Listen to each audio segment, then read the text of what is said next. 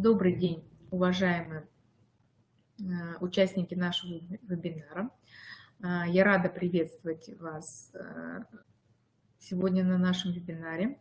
Меня зовут Игнатова Ярослава Игоревна. Я являюсь консультантом Республиканского консультационного центра Коми-Республиканского института развития образования. Также я являюсь учителем-логопедом детского сада номер 61 города Сыктывкара.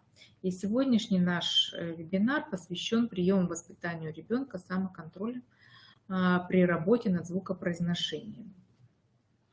Почему возникла такая тема? Потому что, работая в группе с детьми с тяжелыми нарушениями речи, родители часто приходят на консультацию и говорят: ну, не хочет ребенок дома заниматься.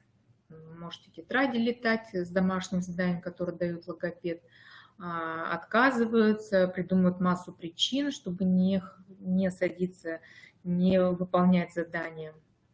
Вот. А также такая еще ситуация складывается из опыта работы, что логопед ставит звук, работает, вводит его в речь, но звук очень тяжело ввести в речь. Ребенок сам, то есть изолированно в словах, в работе с логопедом, когда он приходит на занятие, он все произносит, все замечательно, все хорошо. Но как только он выходит из кабинета логопеда, звук теряется. То есть ребенок продолжает произносить слова так, как он произносил до того, как мы со звуком поработали. И всегда родителям даю установку. Во-первых, вы должны помочь ребенку, то есть контролировать звук, с которым мы работаем. Ну и с ребенком, если он, конечно, старше подготовительного возраста уже, я всегда говорю, что если, и родителям говорю, что если вы не заинтересованы, чтобы у ребенка появился звук, к сожалению, я ничем помочь не смогу, потому что обязательно ребенок должен и родители должны над звуком работать, над звуковой средой, помогать ребенку для того, чтобы вот этот самоконтроль у ребенка, чтобы у ребенка было желание произносить правильный звук. И вот поэтому возникла, наверное, тема нашего сегодняшнего вебинара. Давайте мы начнем. Что же такое все-таки самоконтроль? Самоконтроль в переводе с английского – это способность контролировать свои эмоции, мысли, поведение. Самоконтроль основывается на воле, высшей психической функции, определяющей способность человека принимать осознанные решения и претворять их в жизнь. Так, развитие самоконтроля у детей дошкольного возраста тесно связан с становлением таких новообразований, как воля, произвольность, саморегуляция поведения ребенка, который позволяет постепенно замещать внешний контроль, то есть родительский контроль взрослый, внутренним самоконтролем. Становление саморегуляции происходит главным образом в ходе освоения новых разнообразных видов деятельности, социальных контактов, практик поведения при установлении объективно деятельности отношениях с осваиваемой деятельностью.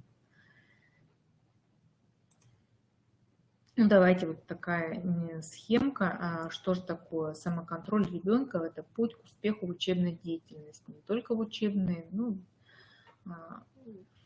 в любой деятельности ребенка. Ну, естественно, первое, что это у нас, кто помогает, это взрослые. Взрослый направляет ребенка. Ребенок затем формирует свой интерес к деятельности под влиянием взрослого. Деятельность становится более развернутой, ребенок начинает контролировать свою деятельность. Затем ребенок, когда в деятельности, в игровой деятельности, да, у нас больше все-таки в дошкольном возрасте это игровая деятельность, в такой игровой деятельности ребенок начинает адекватно выражать самооценку деятельности своей. То есть, когда ребенок играет, вы смотрите, вы наблюдаете за ребенком, да, как ребенок. То есть без взрослого бы он не научился бы самостоятельно формировать свою какую-то деятельность, игровую деятельность, да, на данном этапе. Ну и вот когда ребенок уже, вот эта самооценка, она сформировалась, уже, конечно, формируется и самоконтроль. Когда ребенок уже сам регулирует свое поведение, свои эмоции может регулировать, да, если в младшем возрасте ребенок не может над этим работать, то есть эмоции, они спонтанные, они выражаются у ребенка по-разному, да, и родитель направляет эти эмоции, либо их, чтобы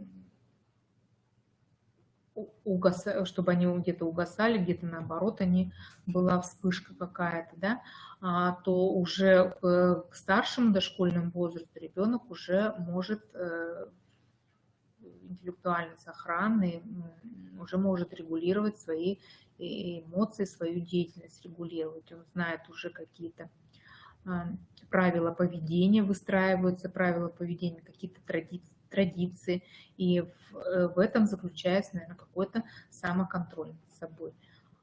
Дальше посмотрим, что же такое самоконтроль в речевом развитии. Развитие навыков самоконтроля осуществляется с применением традиционной методики формирования произношения, которая предусматривает два направления. Это освоение правильного произношения и развитие слухового восприятия. Условно выделены 3 стадии формирования самоконтроля произношения в процессе коррекционно-педагогической деятельности. Итак, это подготовительная, основная и завершающая, и итоговая.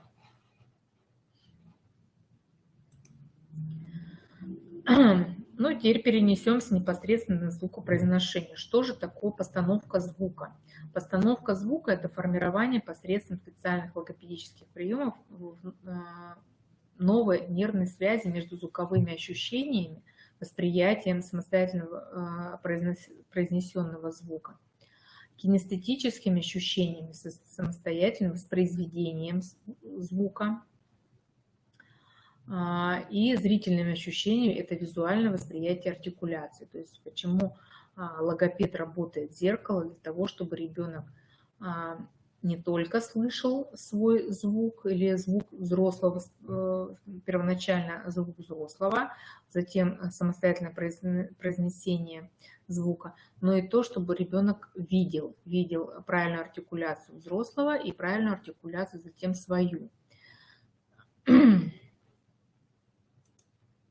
Ну и давайте посмотрим последовательность этапов по формированию звукопроизносительных умений и навыков. Первый этап – это подготовительный. Первое – это развитие слухового внимания, фонематического восприятия формируемого звука. Ну, как мы уже вначале сказали, да, это умение слышать и дифференцировать звуки. Даже если ребенок еще не умеет говорить или он неправильно произносит звук, но он должен на слух его различать, этот звук, понимать этот звук. И в дальнейшем уже, чтобы он мог его произносить.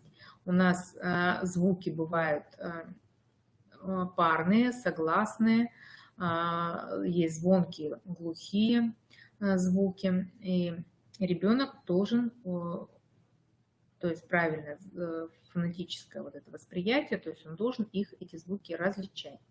Ну и, естественно, подготовительный этап входит, это непосредственно специальная артикуляционная гимнастика. На каждую группу звуков есть определенные артикуляционные упражнения.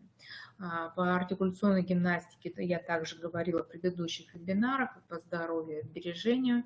Это также можно найти данные вебинары на сайте Кариро и в разделе «Консультационный центр». Вы можете посмотреть. То есть есть у нас общая артикуляционная гимнастика, которая помогает ребенку освоить свой артикуляционный аппарат, понять как произносить, как работать с артикуляционным аппаратом. Есть у нас упражнения артикуляционные, как бы статические, когда мы неподвижно что-то делаем, и динамические, когда мы работаем, предположим, с теми же самыми губами, языком, работаем с челюстью, работаем нижней и верхней. Все эти упражнения направлены на правильную последующую постановку звуков. Разъясню. Например, у нас группа свистящих звуков, они формируются у нас внизу. Поэтому данный вид упражнений, что относится к свистящим звукам, это звуки с, з, з и ц. Это у нас группа свистящих звуков. Мы учим ребенка язык держать внизу. Я показываю вам. Вот формирование происходит внизу, и, естественно, подбираются специальные упражнения, которые направлены на то, чтобы вырабатывались правильно свистящие звуки. Звуки шипящие и сонорные звуки, шипящим звукам относятся звуки ш, ж, ч, щ.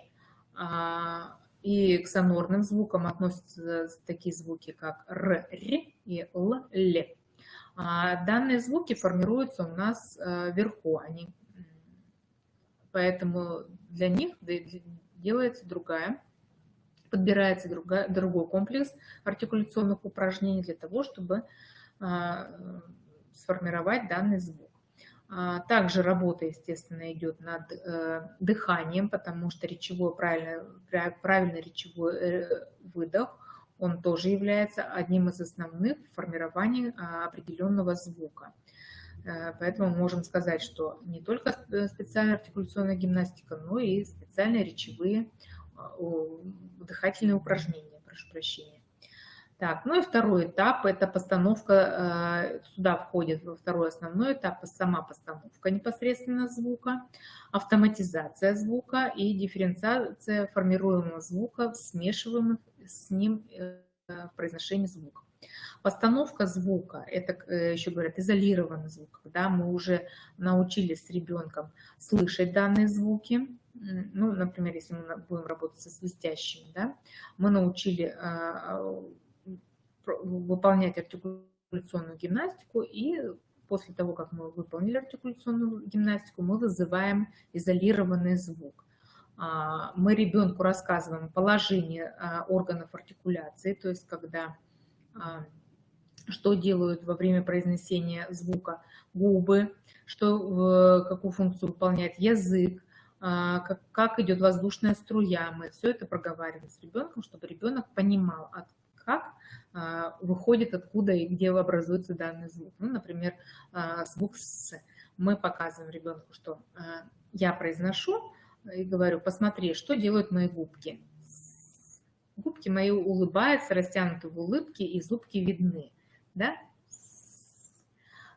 Затем я демонстрирую ребенку, что же делает мой язычок во время произношения звука «с».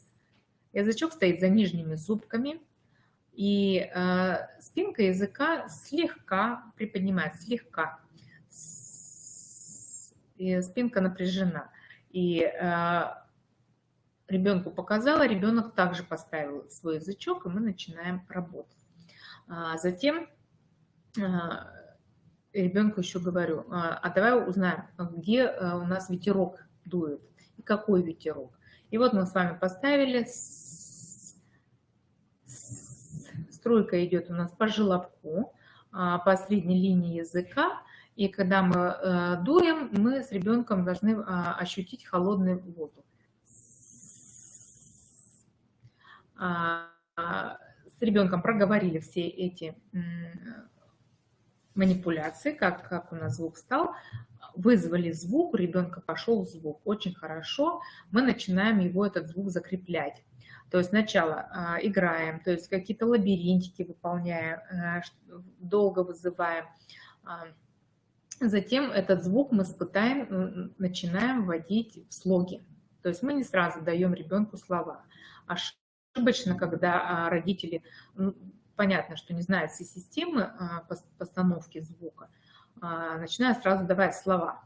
Вот, давай мы там. И могут давать сложные слова. Например, сковородка, там еще что-то, да. Начинаем работать всегда со слогов. Слоги сначала идут у нас прямые. Са, со, су. Вот я, если, например, свистящего звука «с» буду рассказывать, значит, прямые слоги. Са, со, су, сы. Научились мы произносить в слогах звук «с», мы переносим на слова, в которых есть эти слоги. Например, санки, сом, сушки, да, или суп, простое слово, сын. Затем мы берем другую группу слогов и начинаем отрабатывать в серединке слово звук «с». Аса, осо, усу, исы. Отработали с ребенком. Также с помощью этих слогов мы вводим в речь. Например, коса, слова касса, мясо, да, чтобы звук был в серединке. Затем берем следующий этап, другой группа слогов, мы произносим со стечением согласных. Что такое стечение согласных? Это два согласных звука вместе. Например, отрабатываем на слогах ска, ско, ста, сту, спа. И затем также подбираем слова, в которых есть слова со стечением. Скамейка, стол, стул. И проговариваем, отрабатываем на словах. Ну, и последняя группа – это когда у нас идет также в серединке. Слово мы берем аска, оско, осто. И затем также подбираем каска, краски. И последняя группа – это когда звук «с», предположим, любой звук стоит в конце слова. Например, ас, ос, ус. И мы говорим автобус, ананас. И вот на этих словах получается автоматизация звука.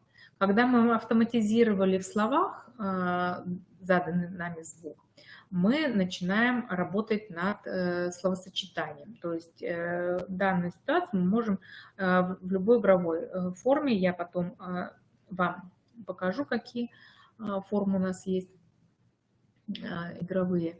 И вы начинаете, например, играть с ребенком, с тем же мячиком и говорить, давайте я тебе кидаю, либо какие-то другие словечки, или картинки подбираете, может быть, в окружающее вас месте, значит, есть слова со звуком «с», или разыскиваете слова со звуком «с», тоже ребенку учите в фонематическом восприятии, чтобы ребенок запоминал этот звук в среде находящейся. И вы играете им, говорите. Ну, например, давай скажем, подберем словечко, например.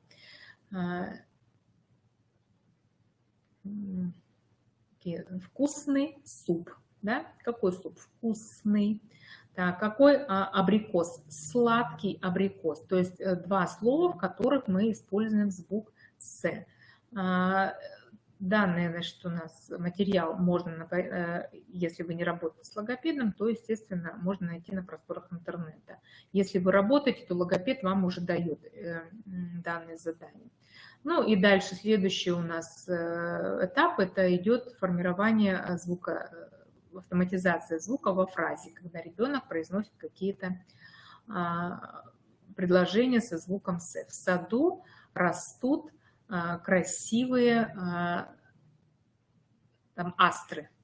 Вот. И вы сказали, фразу выстроили, да, в которой практически во всех словах есть звук «с». Вот. Дальше, что же такое дифференциация формируемого звука, когда ребенок путает, например, свистящий, шипящий. Свистящих у ребенка не было, шипящие были. И мы поставили с вами слово, звук, и ребенок начал этот звук заменять. И мы учимся его, этот звук, различать между другими звуками. Например, ребенок произносил звук «ш», но не произносил звук «с». Мы поставили звук «с», и теперь он стал заменять, говорить «сапка», «салфик». Да, мы говорим, мы учимся произносить шарфик, сапоги, предположим, да, чтобы ребенок фонетически слышал звуки. Или, например, берете картинки, вы ему даете, где покажи, что это. Это шарфик, или покажи, где шарфик, где сапоги, например. Да, ребенок говорит шарфик, сапоги. То есть учимся различать, дифференцировать звук, смешиваем с ним произношение звуков. Либо звуки се, например, звуки з, например, сима или сизи, например, сима, зина, да, учимся различать. Произносим слова одной, например, звуковой группы, либо разных звуковых групп. С, ш, и свистящие, либо л, р, когда ставим, да, потому что часто дети начинают путать звуки, поставили звук р, он начинает везде рак, там, произносить какие слова. Там, например, слово. Сейчас. Колобок, коробок произносить, да, то есть был у нас колобок, стал у нас коробок, да, то есть ребенок начинает уже поставленный звук произносить в любых словах другим звуком.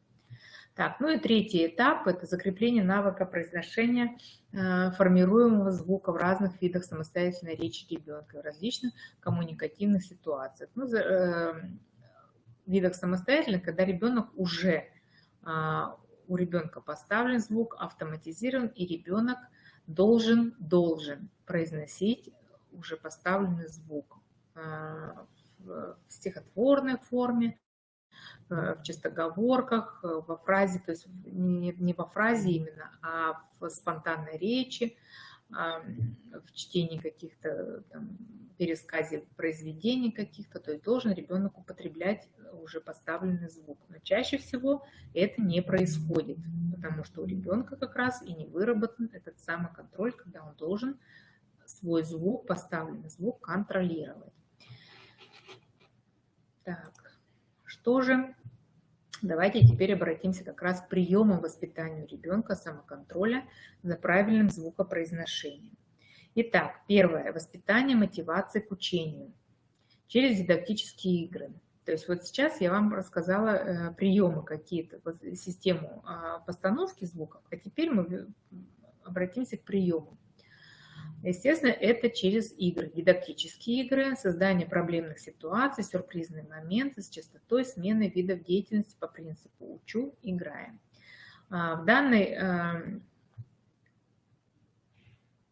Вот на данном этапе, например, используются картинки, игрушки, предметы быта, как я вам уже и говорила. Например, учимся пытаемся найти, помочь кукле найти на кухне предметы со звуком «л», если мы их был поставлен звук «л». И ребенок, есть такие задания у логопеда, но это идет чисто картинный вариант, когда идет в тетрадке домашнее задание. Данную игру можно перенести в бытовую среду, то есть то, что ребенка окружает.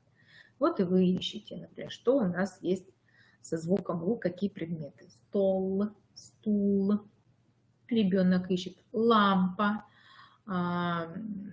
потолок, полка, все, что вот он ходит по комнате и ищет слова со звуком «л».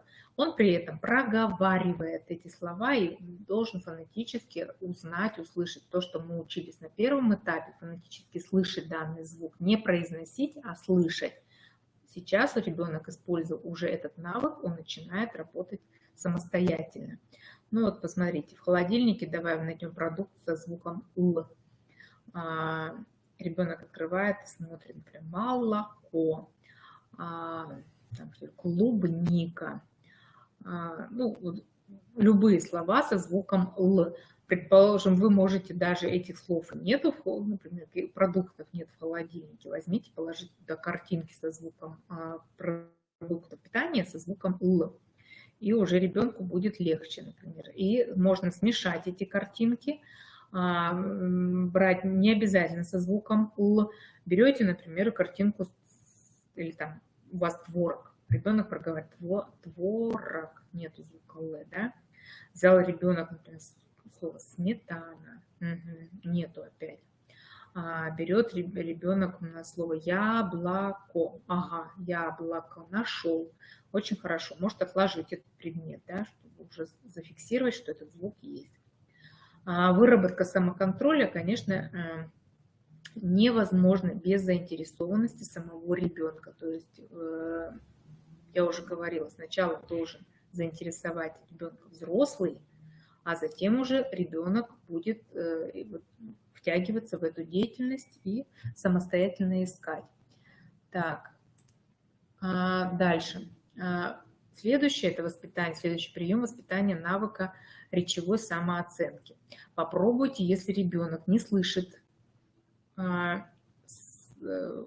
правильное произношение своего звука, вот, который он произносит, попробуйте сделать аудиозапись любого стихотворения, рассказа ребенка и предложить послушать свою речь со стороны и оценить ее правильность.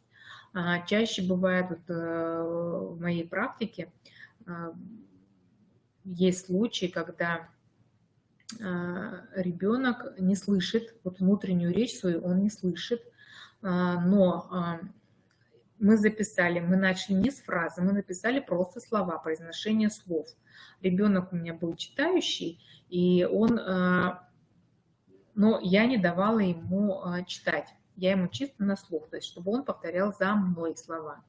И затем мы включали аудиозапись, и он старался исправить неправильное произношение слов.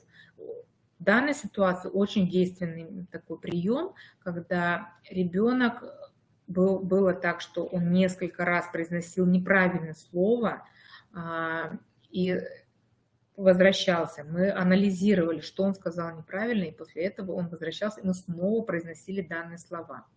Да, это тяжело, это тяжелое такое, достаточно тяжелое нарушение речи, и, наверное, использование этого метода может не так часто, но возвращаться к этому методу, этому приему нужно, чтобы ребенок учился сам себя слышать со стороны. Дальше учиться развивать чувство языка. Какие игры можно использовать? Угадай, правильно ли я говорю. Найди ошибку. Взрослый умышленно произносит слова или фразы с ошибками, а ребенок исправляет. Но вот на данном примере тут уже дана именно фраза. Даже не фраза, получается у нас скороговорка такая. Шпит шпокойно штарый швон, что я шпать умеет он. Это как скороговорка изменена, то есть неправильно произнесена. Спит спокойно старый слон, стоя спать умеет он. Но лучше, конечно, давать в игру, начинать игру просто со слов. Поменяйте с ребенком местами, вы скажите, я, например, я буду Ваней, а ты будешь мамой. Или, например, если с логопедом играет, то ребенку можно сказать, я буду Ваней, а ты будешь Ярославой Игоревной. Да? И тогда я произношу ребенку неправильное слово, а ребенок должен меня исправить. То же самое, например, я говорю, если звук «л», предположим, работаем мы, я говорю, правильно я сказала, «вапата». Когда ребенок произносил, вот, подражая ему, он говорит, нет, исправляет. То есть вот так со словами. В данную игру можно играть именно с мячиком. Вы кидаете, ребенок вас исправляет. Можно ребенку в данной игре давать и правильное произношение слова для того, чтобы ребенок мог дифференцировать, правильно или неправильно я произнесла. Я кидаю мячик и говорю, например, лопата. Ребенок говорит, лопата исправляет. Я ему говорю, кладовка. Он говорит, да, правильно, кладовка. То есть, чтобы ребенок слышал и неправильное, и правильное произношение звуков, вводимых в речь. Данную игру можно даже не акцентируя внимание на ней, да, вы, предположим, играете с ребенком, не играете, а в ситуации вы просто разговариваете с ребенком, не обозначая, что это игра, начинаете разговаривать с ним и произносите неправильно слова. Услышит ли вас ребенок или нет? Попробуйте вот данный прием. Разговаривайте с ним и послушайте, как ребенок услышал вас или не услышал. Исправил ли он ваши ошибки или не исправил. Видите, я сейчас произнесла неправильно слова. И если ребенок вас услышал, сказал: мама, тут же неправильно, давай исправим. И очень хорошо. Значит, уже вы с данным приемом проработали, и ребенок уже имеет вот это чувство языка, и он умеет слышать неправильно произнесенный звук. Следующее – это использование условных сигналов при автоматизации звуков в спонтанной речи. Например, взрослый беседует с ребенком на любую тему и следит за звуками. Если произносит неверно, дает условный сигнал. Можно приложить палец к рту, хлопнуть в ладоши, позвонить колокольчиком, ударить палочкой. Аналогично автоматизируются звуки в беседе по сюжетным картинкам или книжкам. Я уже немножко забежала вперед, да, вот одно дело просто слуховое восприятие, а другое уже непосредственное использование условных сигналов. То есть неправильно, да, или, например, в ладошки хлопнуть, уже слышали, да. Просто я вот так разговариваю, и ребенок хлопает в ладоши, да, когда услышал, что вы неправильно сказали. Либо вы ему, рассказывая сказку, зыли-были дед да баба. Ага, ребенок говорит: зыли, услышали, были дед да баба, да, и была у них кулочка ляба. И ребенок хлопает, когда неправильно произнесено. Многократное повторение однотипных упражнений, но на разном речевом материале, чтобы не надоело повторять одно и то же. Например, придумывать чистоговорки со звуком «л» каждый раз новые.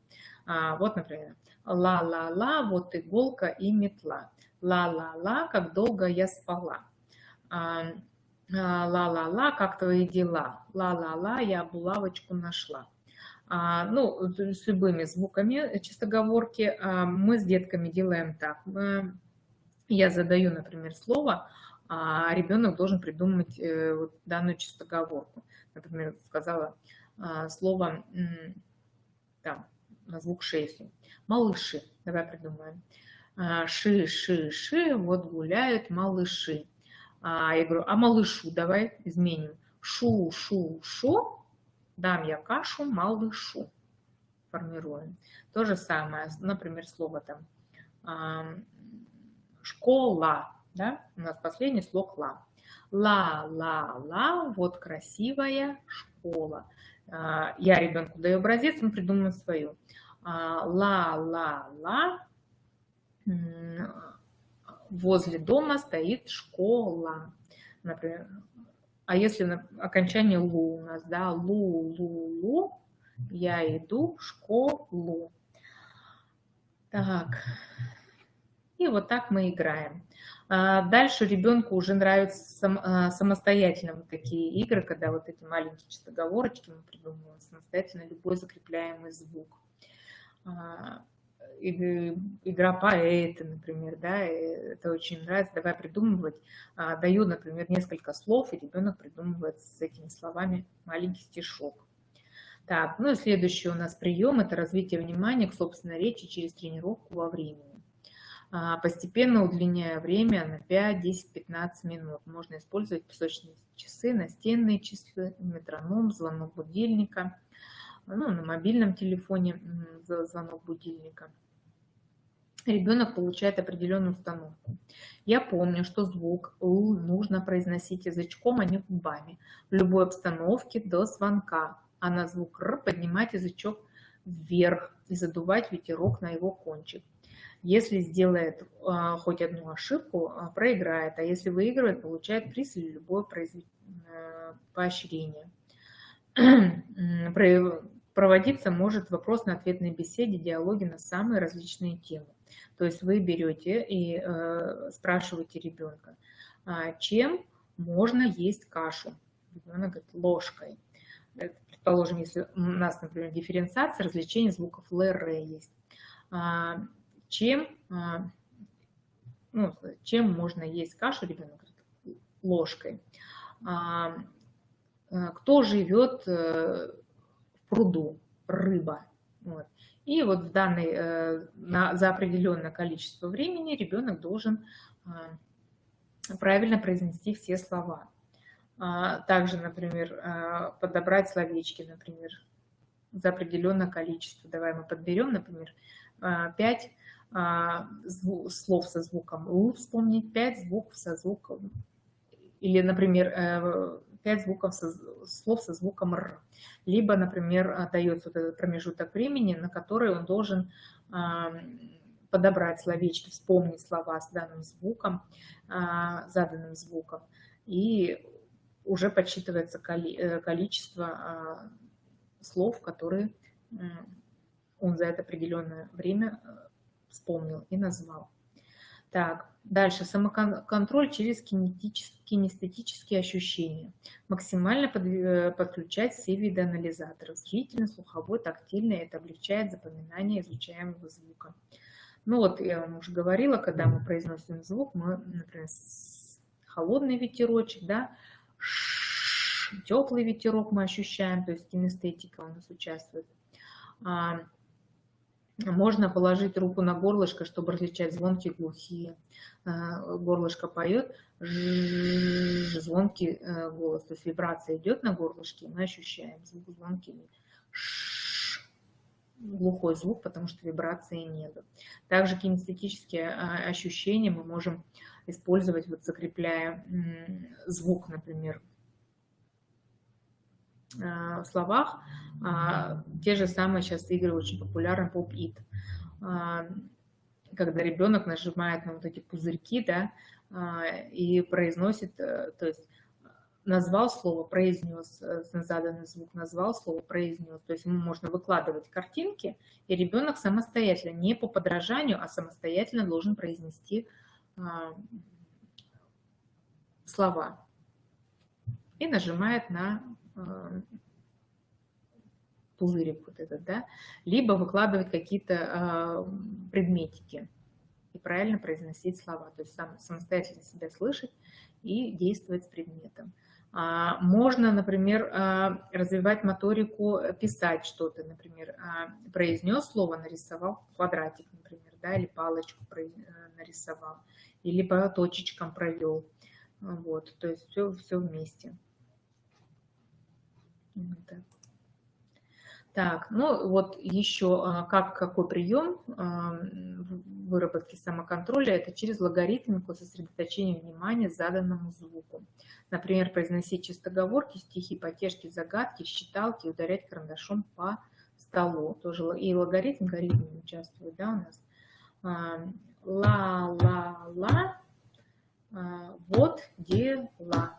То есть мы и чистоговорки произнесли, да, и отстучали ритмический рисунок. То же самое самоконтроль вырабатывать через дидактические игры. Ну, с дидактическими играми мы очень много с вами говорили, много было у нас вебинаров, когда я вам рассказывала, какие можно использовать дидактические игры. Ну вот первое, подскажи словечко, договаривание слов и предложений.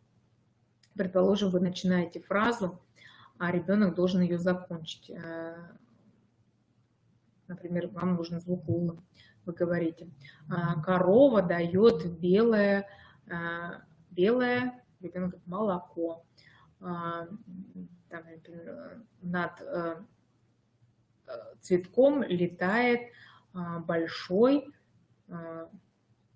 жук, например, да. Также играем подскажи словечко, то же самое можно и именно в чистоговорках с ребенком произнести. Например, са, в лесу бегает лиса. Ребенок должен сказать. Игры с мячом. Очень хороший прием использования мяча. Можно использовать и маленький, и большой мяч. Тут тоже действует у нас и общая моторика, использование общей моторики, умение правильно держать, кидать мяч и ловить мяч, да, и в то же время речевые какие-то игры. Ну вот в данной ситуации я вам предложила придумать слов с заданным звуком или чистоговорки, да, когда мы уже автоматизируем. Звук потерялся, пропуск звука. Вы ему говорите, какой звук потерялся. Миска, например. Ну, лучше со зрительным образцом, то есть выкладываются, когда картинки, либо игрушки стоят, да, и вы называете слово. Какое слово я назвала, ребенок должен выбрать и понять. Посуда, молоко и так далее и тому подобное. Какой звук заблудился? Может быть неправильное произносение. У лиши пусыстый хвост, у лисы пушистый хвост. Детишки шлусают бабушкины шкашки. Ну, я думаю, что вот так быстро этого сказать тоже бывает тяжело, да. Можно как бы, взрослый может подготовиться и сказать неправильно, дефектное предложение, а ребенок уже исправляет ошибки. То же самое вы, например, берете, переставляете слоги, но это уже более взрослый, как бы, ну, когда детки уже подготовительные группе, когда они уже со звуковой средой поработали, с звукобуквенными и слоговыми какими-то, умеют ориентироваться в слоговой среде. Вот, вы, например, произносите слово, меняете слоги словами. Например, какое слово, например? Лиса, да, а вы поменяли са-ли.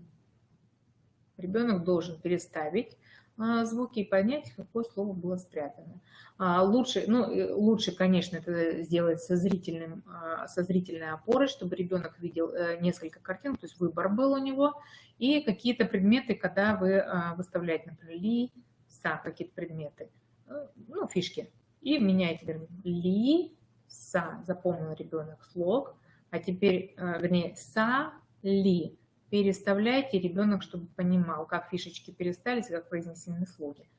Тоже детки любят такие игры и сами потом, бывает, шифруют слова. Вот, шифровальщик можно назвать игру такую. Ну и рифмовки путаницы. Есть такой автор Шибаев, у него очень много рифмовок путаниц, таких стихов, например, правильно ли произнесено: «На виду у детворы крысу красят маляры». Да? Правильно ли сказал стихотворение? Да, естественно. На виду у детворы крышу красят маляры. Да? Или, например, я точно не помню, как там стихотворение, но «Мама, я боюсь, огромный лук гонится за мной». Что такое, да? И, естественно, ребенок вместо лук должен сказать жук. Гонится за мной. Ну, вот такие приемы можно использовать. И, конечно же, таким образом, такой вывод: формированию детей функций речевого самоконтроля способствует повышению потенциала автоматизации поставленных звуков и ускоряет введение звуков в спонтанную речь. Поэтому, когда родители приходят и говорят, что ребенок не хочет заниматься, я в первую очередь говорю: наверное, не хотите заниматься вы в первую очередь. Потому что все идет, естественно, от взрослого, возвращаясь к нашей схеме, когда взрослый стоит над ребенком, и взрослый ведет эту деятельность и помогает ребенку в формировании данного самоконтроля. Значит, и если ребенок не хочет заниматься, значит, родители недостаточно проявили интереса, сами не проявили интерес к тому, чтобы звук вводился в речь. Если у вас, я благодарю, конечно, за внимание, если у вас возникают какие-то вопросы, обращайтесь к нам в консультационный центр. Всегда рады вам помочь, проконсультировать, если проблемы со звукопроизношением, и не только звукопроизношением, если действительно у вашего ребенка тяжелое нарушение речи, когда ребенок, если не воспринимает речь, неправильно произносит слова, не формируются фразы, не только звукопроизношение, но и общее речевое развитие, проблемы с общим речевым развитием. Приходите к нам в консультационный центр. Вы можете записаться на сайте консультационного центра, позвонить по телефону горячей линии, которую видите на своих экранах. Еще раз благодарю вас за интерес к моим вебинарам и до новых встреч. Благодарю вас за внимание.